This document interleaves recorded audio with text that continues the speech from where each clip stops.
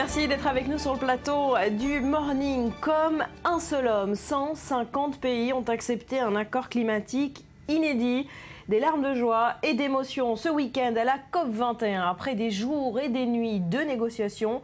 Un succès également pour la diplomatie française. Résumé en images signé Joseph Emmanuel et on en parle juste après. Ils sont 195 pays à avoir signé un accord qualifié d'historique. On parle d'un tournant vers un monde meilleur et plus sûr, et les réactions suscitées sont optimistes, mais mesurées. Car si certains, comme la ministre australienne de l'Environnement, se réjouissent publiquement, d'autres sont plus nuancés. L'histoire jugera le résultat non pas sur la base de l'accord d'aujourd'hui, mais sur ce que nous allons faire à partir d'aujourd'hui. Et la nuance qu'apporte le ministre de l'Environnement des Maldives est appuyée par l'Allemagne. La chancelière affirme qu'il reste encore beaucoup de travail à accomplir. Elle pose un regard moins passionné que beaucoup sur l'accord. Elle le qualifie de signe d'espoir. Israël, de son côté, et par la voix de son Premier ministre, se montre pragmatique. L'accord qui a été signé à Paris est important. Comme tous les autres pays, nous avons aussi intérêt à freiner le réchauffement climatique à défaut de pouvoir l'arrêter. Israël possède les technologies pour contribuer à cet accord. De son côté, Barack Obama va jusqu'à affirmer que le problème n'est pas résolu. L'accord de Paris établit le cadre durable dont le monde a besoin, affirme-t-il, et le message dénote quelque peu avec celui directement adressé aux Américains, un message via Twitter qui risque d'être diversement apprécié par les diplomates. L'accord solide de Paris signifie un monde plus sûr pour nos enfants, un exemple parfait de ce dont est capable le leadership américain. De son côté, la candidate à la Maison-Blanche, Hillary Clinton, ne veut pas froisser les 194 autres délégations.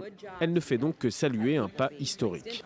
Réaction également du côté des ONG, et Greenpeace reflète le sentiment général. On parle d'un accord tournant qui relègue les énergies fossiles du mauvais côté de l'histoire.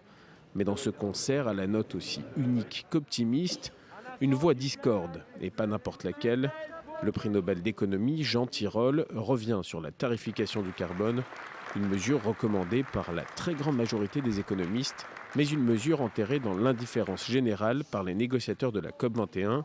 Une erreur capitale, nous dit le prix Nobel, une erreur qui pourrait sérieusement compromettre la réalisation de l'objectif unique.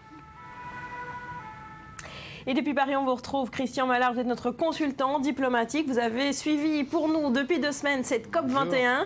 Alors on vient de le voir, ce sont des mots très forts qui ont été utilisés dès la signature de cet accord historique, inédit, espoir pour l'humanité. Est-ce que ce sont, d'après vous, des mots justes ? Oui, je crois, vous avez raison Barbara, je crois qu'il faut être très prudent. Après l'euphorie, la réalité, le réalisme, il faut regarder les choses en face. C'est vrai que c'était une gageure réussie par François Hollande et par Laurent Fabius, le président de la COP21, d'avoir obtenu un accord des 195 pays qui font partie de l'ONU et qui apparemment, sur leurs décisions, sur le papier, ont décidé de faire une sorte d'ONU de l'environnement pour mieux protéger la planète et lutter contre le réchauffement climatique.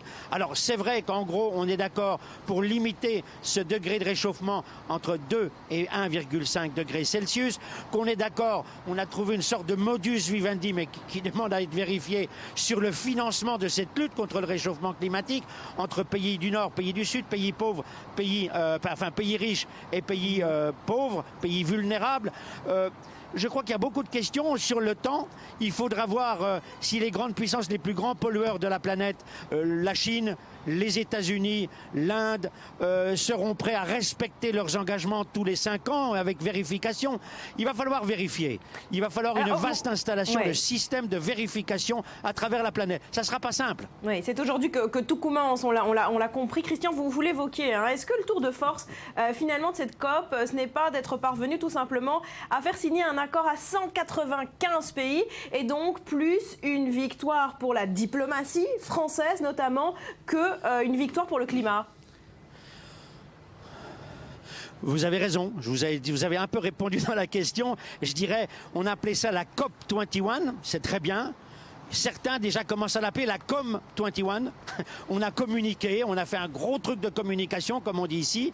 Maintenant, encore une fois, il faut être prudent. Il faut voir la suite. Est-ce que tout le monde va respecter les engagements prix au Bourget ce week-end. Ça, c'est une autre histoire. Et je crois qu'il faut être très très prudent encore une fois. Et il faudra suivre dans le temps. Parce que tout ce qui a été promis, il faudra que toutes ces promesses soient tenues. C'est une autre histoire. Optimisme mais prudence. Merci Christian. Dans le